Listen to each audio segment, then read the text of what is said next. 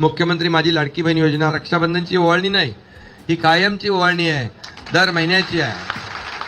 हा खऱ्या अर्थाने सरकारकडून तुमच्या भावाकडून माहेरचा आहेर आहे आणि हा कायम आपल्याला भेटणार आहे. काही लोक म्हणाले की हे आता बंद होईल, पैसेच येणार नाहीत, खात्यामध्ये फसवी घोषणा आहे, चुनावी जुमला आहे. तुम्ही सांगा, या एकनाथ शिंदेने आयुष्यात कधी खोटं बोलला नाही आणि जे बोलणार तेच करणार आणि जे होणार तेच बोलणार आणि जे बोलणार ते करणार. त्यामुळे खात्यामध्ये पैसे आले, खात्यामध्ये तुम्हालाही वाटलं नव्हतं. मुंबईत अनेक लोकांच्या खात्यात पैसे आले ना. किती लोकांच्या खात्यात पैसे आले तुमच्या किती लोक आले? 10,000.